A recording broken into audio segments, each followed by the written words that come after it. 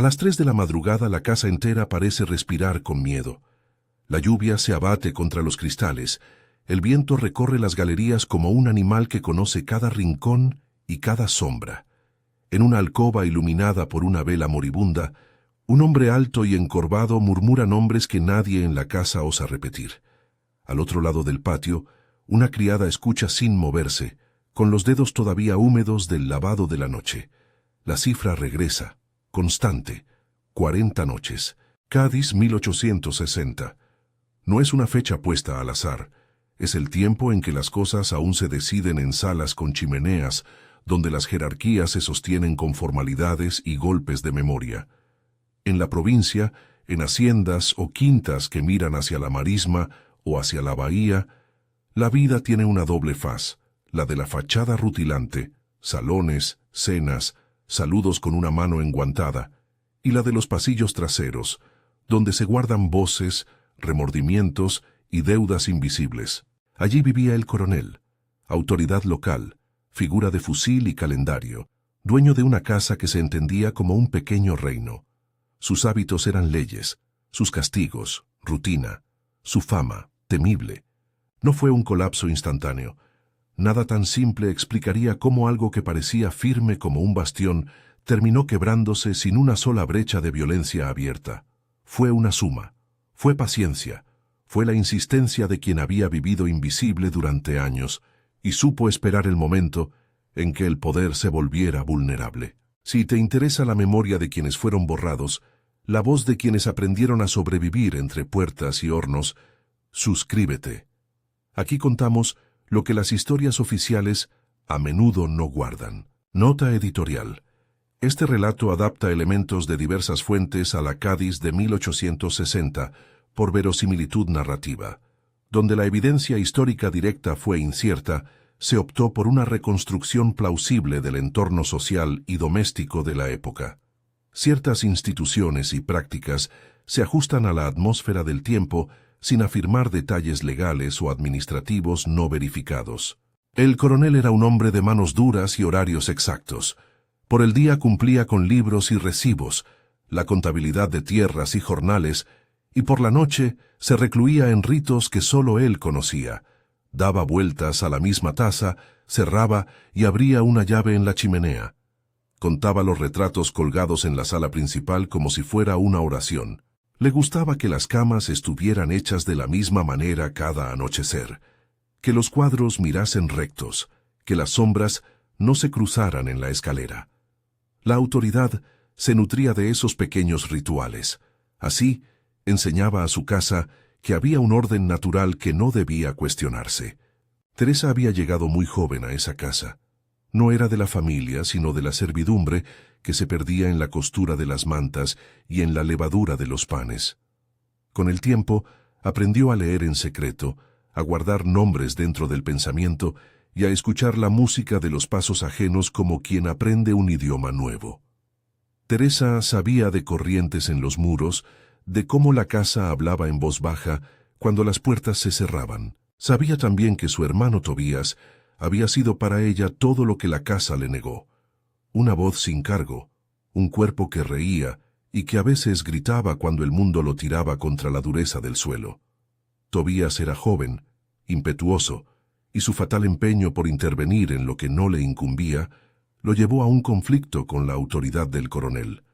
El episodio que quebró algo irreparable no fue una disputa pública planificada.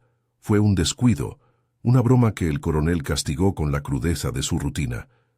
Lo que ocurrió aquella tarde, una humillación que dejó a Tobías reducido y más tarde, muerto en el silencio de la cuadra, no se narrará aquí con detalles que despojen a la víctima de su dignidad.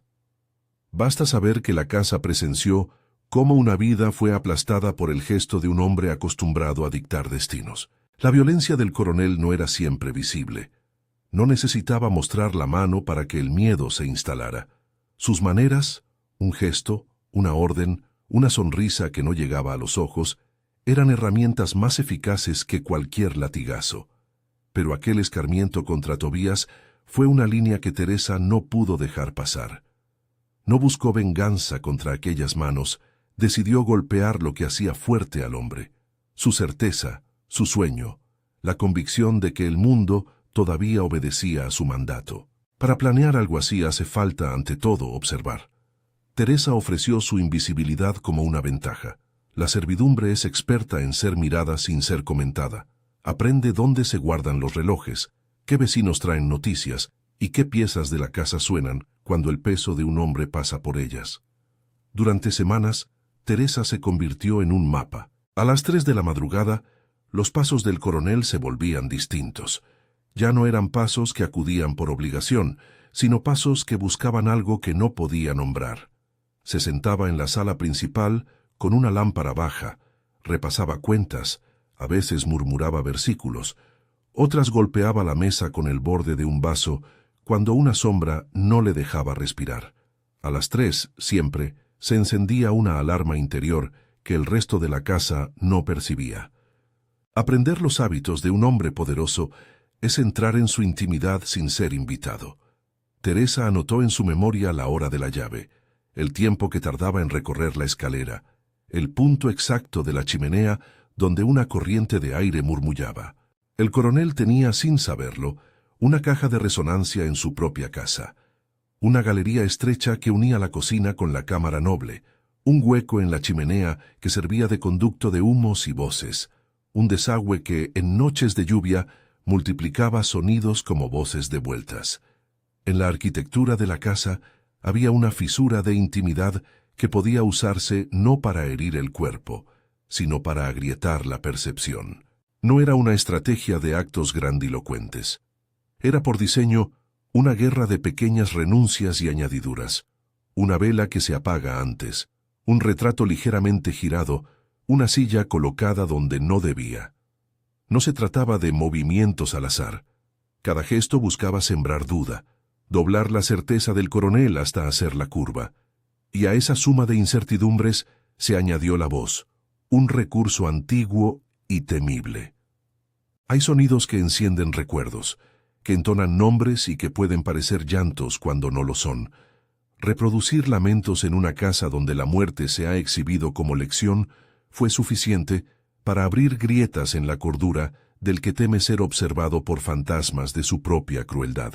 En la cocina, junto al puchero y los paños, vivía Dominga, aquí llamada así en memoria de lenguas que se cruzan, una mujer anciana de la servidumbre, con el saber de los que han visto temporadas enteras de cosechas y enfermedades. Su boca guardaba refranes, remedios de la abuela y nombres de plantas que las manos del campo reconocían con el mismo respeto con que se señala a un santo. Dominga no era una conspiradora por voluntad, era guardiana de un saber que había sobrevivido en voz baja a las modas y a las normas. Habló con Teresa acerca de la reputación de ciertas hierbas, de cómo en los corrillos antiguos se les atribuían poderes para alterar el ánimo, para abrir las puertas del sueño o cerrarlas. No quiso, ni Teresa lo pidió, instrucciones técnicas. Lo que ofreció fue la historia cultural, la planta como símbolo, la memoria como herramienta. Fue suficiente. En la tradición oral, los nombres de la flora sirven tanto para curar heridas como para narrar advertencias. La palabra datura circuló en la cocina como una leyenda, no como una receta. Bastó para que en la cabeza de Teresa se materializara un vector más, la posibilidad de que la bebida del coronel supiera a memoria de terrores antiguos. Nadie en la casa diría, cuando las cosas se volvieron insoportables, que Teresa actuó sola. La servidumbre es una red. Hay silencios que se intercambian como monedas. Hay miradas pactadas que avivan acciones. Feitor, el mayordomo, era un vigilante en el umbral, no un hombre de armas, sino de contención. Su figura representaba el control intermedio, la obligación de mantener el orden bajo la supervisión del coronel. A veces, sin querer, entraba en la trama mediante el descuido. Una despensa mal cerrada, un plato puesto donde no tocaba. Los señores y políticos que acudían a la casa eran quienes reforzaban la autoridad del coronel con sus risas medidas y sus elogios complacientes. Ninguno estaría preparado para ver cómo la inseguridad podía plantarse más firme que un ejército. Las primeras noches tras la muerte de Tobías fueron de vigilancia clandestina. Teresa no actuó con furia, actuó con una lentitud calculada que se parecería más tarde a la metralla de una idea nueva.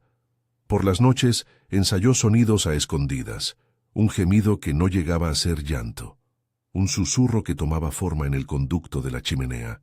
No pidió a nadie que repitiera en voz alta lo que ella necesitaba oír. Los sonidos eran ecos domésticos que, si llegaban al oído correcto a la hora equivocada, significaban algo distinto: presencia, culpa, juicio propio. La estrategia era sencilla en su concepto y compleja en su paciencia: perturbar la continuidad del sueño, restar horas al descanso, convertir la noche en un terreno quebradizo donde la mente del coronel se tropezara con su propia culpa. Cada noche contaba. Teresa repetía la cifra en su cabeza: 1, 2, 10, 40. La cifra, pronunciada en secreto, tenía el valor de un calendario moral. Cada noche sería una ficha que se retiraba del tablero del poder. No había, repitamos, intención de provocar daño físico directo. La idea era lanzar a la vista del coronel la sensación de desamparo que él había hecho sentir. No era venganza por la venganza. Era una arquitectura de justicia poética que buscaba el colapso de la percepción de infalibilidad. La casa respondió como un organismo herido. Pequeños accidentes comenzaron a acumularse: una lámpara que se consume más rápido de lo habitual, la lista de vinos con una etiqueta torcidamente puesta, un retrato de bisabuelo que aparece con la cabeza inclinada. El coronel, que hasta entonces había manejado la incomodidad con órdenes y reproches, empezó a mostrar grietas visibles. A la mañana se le veía con los párpados bordeados de sombras. Por las tardes sostenía la taza de café con temblor. Sus frases tenían menos filo. Sus ojos buscaban en las paredes señales que los demás no encontraban. Y cuando las preguntas llegaron a la mesa: ¿ha dormido bien?, la réplica fue un silencio que nadie supo leer como otra cosa que el principio de un descenso. Hubo noches en las que la lluvia pareció colaborar. Las aguas, al colarse por un desagüe, multiplicaron las voces en el hueco que Teresa había detectado. Lo que en la mañana no era más que un murmullo, en la madrugada se convirtió en coro de presencias. A veces eran sollozos que, en el oído correcto, se parecían al lamento de Tobías. Otras eran risas rotas que devolvían a la mente del coronel la imagen de aquel acto que pensaba haber resuelto. Los sonidos no venían de un solo lugar. La galería los devolvía, el hueco de la chimenea los ofrecía en otra tonalidad, el patio los tragaba para devolverlos después con un timbre distinto. El hombre que había mandado sobre el sueño ajeno ahora se encontraba perseguido por su propia noche. Teresa pagó un precio por esa paciencia. Vivir en la periferia de la casa implicaba estar cerca de las humillaciones sin poder nombrarlas. Elegir la invisibilidad como herramienta significó también aceptar la soledad de quien prepara una obra sin público. No se convirtió en heroína de epopeya, se volvió calculadora, humana, con el brillo de la culpabilidad en los ojos cuando recordaba a su hermano. No había odio sin ternura, ni acción sin memoria. Sus manos, que tantas veces lijaron mesas y remendaban vestidos, ahora observaban la forma en que la luz caía sobre un rostro para saber si valía la pena actuar. Era, en el fondo, una estrategia que conocía a la perfección el terreno. Atacaría allí donde el coronel se sentiría más expuesto, en la vibración misma de la casa. Las noches se sucedieron y el número creció. 10, 15, 20. En la casa empezaron a circular murmullos. Los criados miraban con cierto recelo al coronel, no por temor al castigo, sino por pena hacia el hombre que perdía su temple. Feitor intentó conservar el orden mediante la cortesía y pequeñas correcciones, pero la ola ya había empezado. El coronel, ajeno a la coordinación precisa detrás de aquello, interpretaba la acumulación como mala suerte, o acaso como un complot invisible. Su lógica, que había sido siempre exterior, se volvió introspectiva. Comenzó a interrogarse sobre su pasado, sobre la fidelidad de quienes lo servían, sobre las noches en que él mismo había decidido la suerte de otros sin contemplaciones. Esa introspección, sin embargo, no curaba la angustia, la alimentaba. En la noche número 20 ocurrió un episodio que nadie esperaba. El coronel, convocado por una visita, un comerciante de la ciudad, un político amigo, perdió el control en la mesa. No fue el colapso total. No aún. Fue una ráfaga, una lluvia breve que dejó ver lo que más adelante se volvería tormenta. Alzó la voz, disparó palabras a destiempo, rompió por un instante la etiqueta aceptada. Los invitados se retiraron con semblante cortés, pero con la sensación de que algo no marchaba. En la casa, Teresa observó desde la cocina cómo los rostros se encogían. Feitor, con la discreción que le era propia, tomó las carrasperas y las convirtió en un rumor silente. «Está cansado», dijo, intentando restar peso. La intranquilidad se coló también en la economía doméstica. Un señorío vive de la imagen y del crédito. Cuando la cabeza tiembla, el cuello del negocio también. Proveedores llegaron tarde. La venta de aceitunas se estancó por días. Compradores postergaron pagos. No fue un derrumbe inmediato, pero la casa notó el resbalón. Los libros, que el coronel revisaba hasta la obsesión, empezaron a mostrar líneas en blanco donde antes había certeza. El poder no solo se sostiene con miedo, también con la percepción de que ese miedo está justificado por la eficacia del mando. Cuando la eficacia falla, el miedo se vuelve una cosa vulnerable. Teresa no se regodeó en eso. Sabía que aún faltaban noches. Sabía con exactitud que el giro verdadero debía darse en el momento en que la casa estuviera abierta, cuando la lid de apariencias pondría al coronel frente a quienes validaban su mando. Así surgió la idea de la cena, un banquete al que acudirían señores, vecinos y comerciantes, una prueba de imagen que el coronel aceptó casi por costumbre. Esa noche podría ser la definitiva, podría no serlo. Teresa, sin embargo, preparó cada gesto con la calma de quien dispone piezas en un tablero ya estudiado. La víspera del banquete fue una noche de tensión contenida. La familia ofrecía órdenes a la servidumbre. Los preparativos eran una coreografía que debía resultar impecable. Teresa movía cacerolas, ajustaba velas, ponía la mesa con una precisión que no había practicado por simple obediencia, sino por la convicción de que cada cubierto podría ser una pequeña palanca. Dominga, más que nunca, apareció como guardiana de la cocina, pronunciando refranes y guardando silencios. Nadie habló de venganza en voz alta. Nadie pronunció la palabra que ya circulaba en la casa como rumor: justicia. Pero la intención se palpaba en cada gesto. Fue en esa noche, entre el preparar y el esperar, cuando el coronel empezó a presentar signos más acusados de deterioro.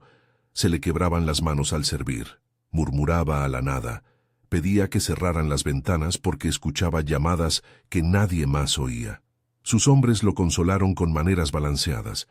Algunos atribuyeron lo que veían a la pena, otros al exceso de trabajo, pero la casa, como un estómago que ha digerido tanto, percibía la llegada de la tormenta. Teresa, que por semanas había respirado con el ritmo del plan, sintió en la garganta la mezcla de triunfo y miedo que acompaña al que está a punto de poner la última pieza en su lugar. En los días siguientes, la hostilidad de la noche se intensificó. Si las primeras 20 noches habían sido la fase de ensayo, la fase que seguía prometía ser la de la multiplicación. Sonidos más fuertes, sombras más persistentes, la sensación de que la casa no estaba sola, aunque el resto de los habitantes se esforzaran en mantener la normalidad. El coronel pasaba ya horas enteras sentado, mirando el fuego de la chimenea, interrogando a los retratos como si esperara una respuesta de los muertos. Sus manos, antes firmes, temblaban al cerrar la puerta de su despacho. Los invitados empezaban a comentar en voz baja que algo en la casa no marchaba bien. Las conversaciones oficiales se desinflaban con rapidez. La cifra seguía marchando. 30 noches, 32, 35. Con cada amanecer la confianza del coronel se aflojaba un poco más. En los corredores se hablaba de mal fario. En la cocina, Dominga removía el guiso con la paciencia de quien escucha el tiempo. Teresa medía las horas como quien cuenta el oro. Cada noche sumaba a la historia que estaba por contarse. Sabía que cualquier error podría convertir su estrategia en algo brutal e injustificable. Por eso cuidó que las cosas fueran simbólicas, que atañeran a la mente y no al cuerpo. No buscó dejar huellas de golpe, procuró que lo que quedara fuera memoria y rumor. Y llegó la noche que precede a la mesa. La casa se llenó de huéspedes, de voces formales, de botas pulidas que resonaban en el zaguán. Las lámparas brillaban, las copas relucían, y la música de fondo, un cuarteto capaz de elevar los ánimos, se colaba por las puertas entreabiertas. Era la ocasión perfecta para que el coronel recuperara su posición en la vista de todos, para que la certeza volviera a su asiento. Para Teresa era la hora de verificar que todas las pequeñas piezas estaban en su lugar. La chimenea limpia y con su conducto abierto, las cortinas dispuestas para dejar filtrar la luz de los candiles, la puerta de la galería que en el tiempo preciso podría dejar pasar el rumor necesario. Esta noche la suma de las noches previas encontraría quizá su evidencia pública. Ella observó desde el umbral de la cocina, con la mesa oculta tras su espalda y el corazón en la boca. En la sala principal, el coronel entró con un traje impecable y la expresión encharcada de quien intenta sostener un flanco roto.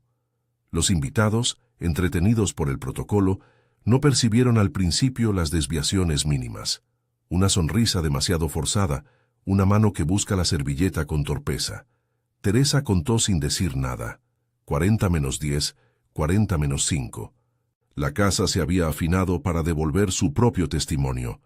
La fachada mantendría la compostura, pero las grietas ya eran parte del decorado. Afuera, la tormenta amagó con volver a romper. Dentro, las copas tintinearon como campanas que no saben si anunciar una misa o una advertencia. La noche prometía ser larga. Teresa sentía en la base del cuello la sensación de una noche que contenía muchas otras. No era la última. Sin embargo, todo lo que había planeado y callado parecía converger en ese instante en que los comensales alzaran la vista para brindar. La pregunta que la casa llevaba guardada desde el primer día resonaba. ¿Podría la vista de los otros desmontar la voz del poder? Fue entonces, justo antes de que alguien alzara la copa, que una figura cruzó la galería y soltó un sonido. Quizá un soplo, quizá un gemido que provenía de la chimenea, y que el coronel volvió la cabeza con la mirada extinguida. En la cocina, Teresa apretó los puños y su boca formó la cifra como una oración. 40 noches. La casa contuvo la respiración. Y en la sala, la figura del coronel quedó inmóvil, como si alguien hubiera detenido el tiempo con la palma de la mano. La puerta del comedor apenas crujió. El corazón de la casa latía en los candiles. La tormenta afuera parecía detenerse, como suspendida a la espera de un desenlace. En ese silencio tenso, cuando la trayectoria de la venganza y la justicia pendía de un hilo, la historia no concluye todavía. Los invitados están a la mesa. La mirada de Teresa pesa en la cocina. El coronel, en su silla, palpa la sensación de que algo ha empezado a irse de sus manos. Y las 40 noches, lejos de ser una metáfora, son una cuenta atrás que continúa su curso, obligando a la casa a decidir si la mirada de los otros bastará para romper un reinado construido con la costumbre del terror. La figura que cruzó la galería no era más que sombra cuando apareció. Un cuerpo enarcado por el esfuerzo de sostener un sonido que no parecía humano, un resuello que venía del hueco de la chimenea y que se convirtió en palabra en el instante en que la lámpara parpadeó. El coronel, sin alzar la voz, reconoció aquello que todos los demás llamaban ruidos. Lo reconoció porque era la reproducción exacta de la noche en que su decisión quebró una vida. Sus ojos se clavaron en la oscuridad como si una antigua pregunta le hubiera llamado por su nombre. El primer gesto fue de incredulidad. Luego vino la ira contenida y, por último, el terror. Las tres emociones trazaron surcos rápidos en su rostro antes de que siquiera alguien pudiera reaccionar. Alzó la mano con un temblor que no pertenecía a la etiqueta y disparó. El ruido del arma reventó la armonía de la mesa. El techo se llenó de polvo y las copas tintinearon como si repicaran una alarma. No fue un tiro dirigido a nadie en concreto. El coronel disparó contra el techo como quien balbucea una orden que ya no merece obedecerse. El estruendo abrió puertas. Las conversaciones se helaron. Las sonrisas se borraron. Los invitados, al principio, creyeron que el coronel actuaba por exceso de celo, por la vulgaridad de la vergüenza. Algunos se levantaron, rígidos en su devoción al decoro. Otros apenas escondieron el sobresalto. Feitor avanzó un paso con la serenidad de quien conoce los gestos de la casa, pero el gesto de contención fue insuficiente. El coronel gritó nombres sin sentido, arrojó una servilleta al suelo, señaló cuadros con manos que buscaban enemigos donde no los había. Vio a su alrededor espectros de la propia obra. Tobías en la chimenea, Tobías en el reflejo del plato, Tobías entre las ramas de la mesa. Los sonidos que, en semanas previas, habían sido apenas insinuaciones, se agruparon y formaron una orquesta que lo envolvió. Entonces la etiqueta se resquebrajó. Un vecino que había venido por el honor de la invitación intentó calmarlo con un gesto practicado de cortesía. El coronel lo miró con ojos que ya no pertenecían a él y lanzó una diatriba que mezclaba blasfemia con confesiones a medias. Una señora apartó la cara. Alguien dejó caer un tenedor.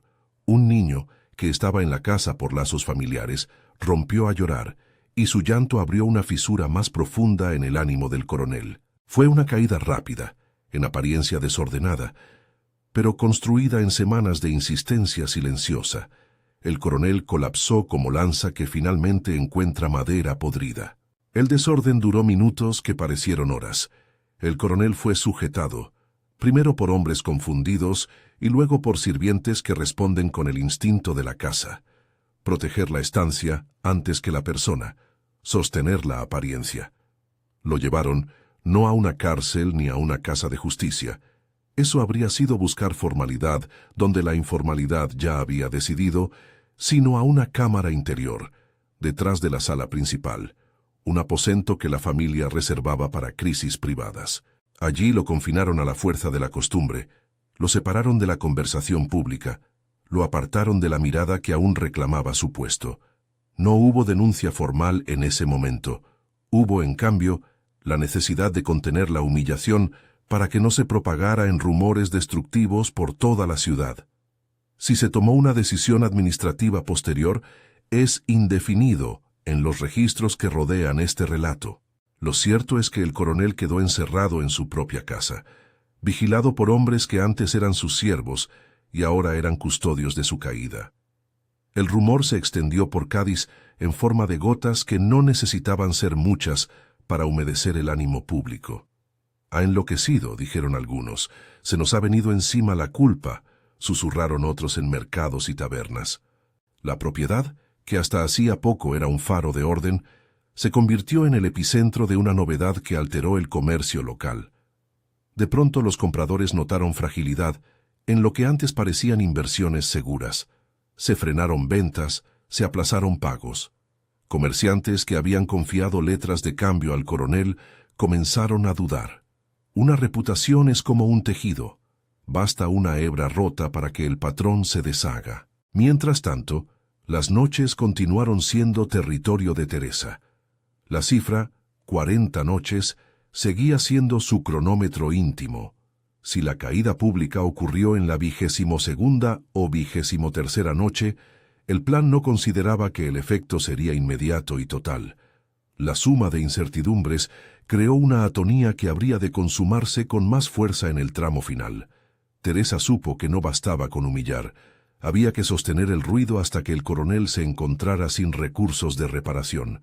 La noche tras la cena fue, por eso, más contundente. En la habitación donde lo mantenían confinado, el coronel escuchó el mundo como se escucha a un juez, con la convicción de que cualquier sonido podría ser prueba contra él. Se le redujeron los horizontes.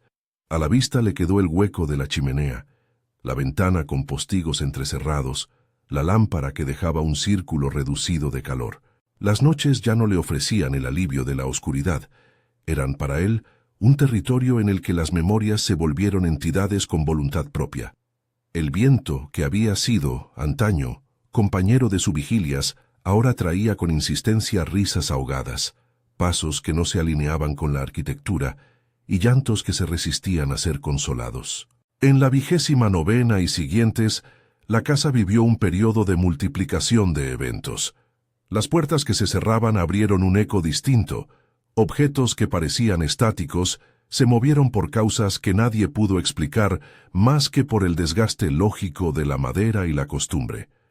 Algunas noches, las ventanas vibraban sin que hubiera viento. Otras, alguien juró haber oído la voz de un niño repitiendo un nombre. La imaginación colectiva se alimentó de aquello que la evidencia no podía demostrar. La historia es así de traicionera cuando la atención se concentra en lo que se quiere creer. Fueron trucos. Fue la casa la que habló. Fue Teresa la que movió las piezas. Las respuestas se multiplican según quien las cuente. Aquí sostenemos que hubo voluntad y que hubo técnica propia de la casa, una conjunción de hábito y de coincidencia acumulada. No describiremos mecanismos, describimos efectos. El coronel comenzó a perder la atención sobre gestos que antes controlaba con la misma minucia con la que tachaba una cifra en sus libros. Ya no supervisaba la limpieza con la misma mano. Su voz se hizo un instrumento irregular. A las 3 de la madrugada, la fiebre de su mirada recorrió el aposento, con la inquietud de quien escucha pasos en pasillos que conoce. La obsesión por el orden se convirtió en una persecución de omisiones. ¿Dónde quedó una llave? ¿Quién olvidó una vela? ¿Qué puerta se entreabrió cuando debía estar cerrada? Todo eran pequeñas traiciones a su certidumbre. Dominga, que había sido guardiana de la cocina y de refranes, participó ahora en un papel más ambiguo. No instructora, no instigadora de acciones letales, pero sí depositaria de relatos que alimentaban la mente del coronel con la sensación de que el pasado estaba juzgándolo. Sus historias sobre la planta que los hombres llamaban de nombres temibles, la datura circuló en la casa como lengua y rumor, sobre noches en que el sueño se transformó en viaje del que ya no se regresa sin huella, bastaron para complicar la imaginación del hombre. Pero ahí es necesario insistir. Dominga habló de memoria cultural, de aquello que la gente decía en vasijas en las plazas. No ofreció procedimientos. Su saber fue simbólico y narrativo. Teresa usó ese saber como una capa más. Lo que hacía de la planta un agente no fue su propiedad química, sino su historia social. La planta, en el imaginario, es nombre de locura y nombre de desasosiego. En la casa, ese nombre pesó como un espectro. La comunidad, por su parte, operó en varias direcciones. Algunos vecinos, temerosos de que la caída del coronel trajera desorden general, llamaron a prudencia, a disimular la fragilidad para evitar la usura de los acreedores. Otros, secretamente aliviados, empezaron a reclamar que la administración de la casa tenía que cambiar. En un pueblo pequeño, la reputación de una figura se confunde con la salud económica de muchos. Los jornaleros, que veían en los libros del coronel calculadas cifras de salario, notaron en los rostros de los patrones que algo se alteraba. Los pagos se volvieron más inseguros. No hubo una revuelta pública. La caída del coronel no produjo barricadas, sino una corrosión lenta que se encargó del capital social que sostenía su mandato. La 35ª noche, el coronel fue observado hablando con voces que no estaban. Decía cosas a las paredes. Reclamaba algo que, tal vez, era la absolución de su conciencia. Decía también frases que parecían reproches hacia sí mismo. Había llegado a un momento en que la violencia infligida se le devolvía en forma de acusación interna. ¿Fue esto justicia? La pregunta regresa como eco. La justicia como equilibrado reparto de consecuencias, o la justicia como espectáculo en el que los humillados humillan a su vez. Aquí no impartimos sentencia, describimos. Avanzadas las noches, la sensación en la casa y en el entorno llegó a un punto culminante. La comunidad, en su discreción, decidió no permitir que el escándalo siguiera en manos de la casa. Se llamaron juntas silenciosas entre hombres de negocios y notables. El coronel, aún sujeto a la autoridad moral que le concedía su rango, era ya un riesgo económico. En un gesto que no buscaba la ley, sino la reparación del tejido social, se acordó apartarlo sin declarar públicamente su incapacidad. Si hubo alguna intervención formal, eso queda marcado como indefinido en los documentos que cruzan al presente. Lo relevante es cómo la comunidad se reorganizó. Se distribuyeron funciones, se puso a Feitor como interlocutor provisional, Se cuidó la imagen del señorío mientras la casa se inclinaba hacia el nuevo tiempo. La noche número 40 arribó con una tormenta que parecía haberse preparado durante semanas. El viento, que había sido un cómplice anónimo, ahora parecía dispuesto a cerrar un acto. La lluvia golpeó con insistencia, como si quisiera borrar lo que quedaba de silencio. Teresa, desde la cocina, escuchó el escándalo del clima con esa mezcla de alivio y tensión que acompaña a quien ha puesto la última pieza sobre la mesa. No necesitaba ver la caída. Sabía que la cifra pronunciada en su pecho había cumplido su ciclo. Sin embargo, la última noche siempre exige una escena definitiva. La narrativa necesita una clausura que convenga a las expectativas. Esa última noche ocurrió todo a la vez y al mismo tiempo. Nada de lo que pasó pudo describirse como un único suceso. El coronel, encerrado, empezó a gritar nombres en un loop que no admitía orden. Sus manos golpeaban las paredes como quien exige salida. El fuego de la chimenea no bastaba para calentar su memoria. Al mismo tiempo, en la galería, se intensificaron los sonidos que habían servido de instrumento. No eran golpes violentos, no eran agresiones físicas, eran ecos, manipulaciones del ambiente que multiplicaron la sensación de que las presencias circulaban por la casa. Un trueno tronó con implacable sincronía con un ruido que, para los que conocían la casa, sonó como una voz infantil diciendo «Tobías», una y otra vez. El coronel rompió entonces la última de las máscaras. Sus gritos se mezclaron con confesiones que nadie esperaba. Habló de decisiones pasadas, de órdenes dadas sin compasión, de rostros que hoy le reprochaban. La violencia que había dirigido como política de la casa se volvió contra su propia conciencia. Gritó con la violenta intención de que alguien lo oyera y reparara. Gritó para que la lógica de su mundo se restituyera mediante el reconocimiento público. No lo obtuvo. Cuando por fin fue arrastrado fuera de su aposento, no salió reclamando justicia, salió implorando silencio. La casa, sin embargo, ya no podía callar su propia memoria. En la entrada principal, entre hombres que hasta hacía poco lo llamaban señor, el coronel tuvo la última escena pública que le quedaba. Perdió el control en el umbral, lanzó acusaciones a los presentes, apuntó con el dedo a rostros que alguna vez fueron aliados. Algunos le respondieron con desprecio, otros con pena. Un joven comerciante le dijo, «Cállese, que esa palabra no alimenta a nadie». Y el coronel, en su desesperación, pareció entender que el lenguaje había dejado de tener autoridad. La mañana siguiente dio cuenta del final moral.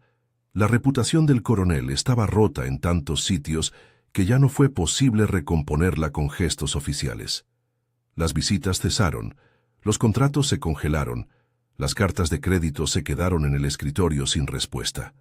La finca, o el señorío, comenzó a ser percibido como un activo en peligro. Con el tiempo, propietarios cercanos, comerciantes y algunos albañiles convinieron en realizar arreglos que minimizasen pérdidas. La tierra, esa economía que se alimenta de la repetición anual, sintió el desorden. Los jornales bajaron, las ventas tardaron más y los compradores en general prefirieron otros destinos. No hubo incendio literal, pero sí un incendio económico. Algo en la confianza se quemó. Teresa, contemplando el efecto que su intervención había desencadenado, no se regocijó. La visibilidad que muchos imaginan no llegó a su persona. La invisibilidad le concedió ahora otra libertad, la de elegir no ser protagonista de ninguna reparación pública. En la casa, la servidumbre volvió a sus rutinas, pero con la diferencia de que ya no obedecían al mismo timbre moral. Feitor fue quien gestionó los pagos pendientes, quien afrontó las visitas de acreedores y quien negoció la venta parcial de tierras para salir a flote. Dominga siguió guardando refranes en su boca, y a veces por las noches, cuando nadie la miraba, se le escapaba un nombre con ternura. Tobías. La decisión de Teresa de no reclamar reconocimiento ni gloria fue deliberada. Podía haber buscado la palabra que la sociedad otorga a los heroísmos. Optó por la paz que da a no ser mirado. Permaneció, en la medida de lo posible, en la periferia. Barrió suelos que antes fueron testigos de la humillación. Lavó platos que eran huellas de una cena que cambió el destino de muchos. Dirigió a las jóvenes criadas con una mano más dura y a la vez más justa que la del coronel. Algunos en la casa la miraron diferente. Otros ni siquiera fueron conscientes del cambio. Para Teresa, la invisibilidad retenía todavía su poder. Era una elección para rehacer la vida sin la traba del protagonismo público. Lo que siguió fue una recomposición social que no borró totalmente el pasado, pero lo reubicó. La caída del coronel produjo efectos que atravesaron generaciones, deudas heredadas, renegociaciones con proveedores, un mercado local que tardó años en recuperar la confianza. La finca fue vendida parcialmente, o reestructurada según los acuerdos que Feitor pudo asegurar, y con ello se perdió, en cierto sentido, el gran aparato que centralizaba el mando. La casa, ese microestado que había servido de laboratorio de violencia, quedó convertida en un lienzo más abierto a voces diferentes. Aún así, la memoria no desapareció. Había, en la zona, quienes recordaban la época de orden con nostalgia. Había quienes, con la lengua afilada por la pérdida, celebraban la ruina. Teresa siguió barriendo, pero en la noche, de vez en cuando, encendía una vela y dejaba que el humo se elevara. Recordaba a su hermano con un dolor que no quería convertir en leña para la venganza eterna. Había en ella una mezcla de alivio y tristeza. Alivio por haber roto la maquinaria del miedo. Tristeza por el precio que la comunidad pagó en la desestructuración económica. ¿Hubo justicia? La respuesta no es unívoca. La pregunta que queda abierta es la que toda historia de resistencia plantea. ¿La justicia es el resultado de aplicar la ley o la consecuencia de restituir la dignidad? Teresa eligió una solución que no buscaba ser legal ni heroica. Fue estratégica, íntima, humana. Hizo lo que pudo con lo que tenía. No reivindicó su acto ante jueces ni buscó la recompensa social. Decidió volver a la invisibilidad, a la vida que conocía, y en esa renuncia había, paradójicamente, una forma de poder. El relato deja otros interrogantes. ¿Qué significa castigar a quien ha usado el castigo para gobernar? ¿Puede la memoria de los de abajo convertirse, sin mediación institucional, en un juez legítimo? ¿Es la ruina económica una reparación proporcional al daño moral causado? Cada respuesta será distinta según el lugar que uno ocupe. El que fue humillado, el que observó, el que negociaba pagos por ataduras comerciales. Todos tienen versiones distintas de la misma historia. En los años que siguieron, algunos escribieron párrafos menores sobre lo ocurrido. Otros prefirieron el silencio. Hay textos oficiales que resumen los capítulos en fórmulas breves. Enfermedad mental, retirada privada, ajuste económico. En las plazas y casas, las voces contaron anécdotas. La chimenea que devoraba palabras, la vela que nunca se apagó cuando ella estaba de guardia. Dominga envejeció con los refranes pegados a los labios. Feitor envejeció con la gravedad de quien administra legados problemáticos. Teresa envejeció con la sensación de haber puesto fin a algo que nadie más se atrevería a remendar. La última imagen que circula en la memoria colectiva es sencilla. Teresa, al amanecer, barriendo la galería, la luz de la mañana cayendo en sus manos como si el polvo fuera un legado. No pidió reconocimiento, no reclamó otra cosa que el derecho a existir sin temor. Tocó la madera, la limpió y siguió. Tobías, en los relatos, quedó como un nombre que ya no se pronuncia en banquetes, pero que en las noches de lluvia regresa al oído de quienes lo conocieron. Queda además la lección que la casa enseñó sobre el poder, que es una arquitectura frágil, que depende tanto de la violencia visible como de la convención cotidiana. 40 noches demostraron que la convención puede romperse por la paciencia y la acumulación de dudas. No fue un acto heroico editorial ni una revuelta armada. Fue un trabajo de minado desde la periferia, una estrategia de desgaste que apoyó su fuerza en la memoria y el rumor. La invisibilidad, cuando se usa con intención, puede convertirse en arma política, pero también puede ser una carga moral, pues actúa sin el marco de la ley y sin la certeza pública de legitimación. ¿Qué pensar ahora mirando a la distancia? Los relatos que circulan entre los que aún viven y los que los escuchan están llenos de matices. Hay quienes creen que la caída del coronel fue justo epílogo a una vida de abusos. Hay quienes lamentan la falta de procedimiento formal. Hay quienes piensan en la reparación material de las familias afectadas. La historia no está cerrada. Las consecuencias siguen presentes en la economía local y en la memoria de quienes la habitaron. Al terminar, hay una imagen que persiste y que conviene guardar. La casa, después de la tormenta, abierta a un nuevo aire.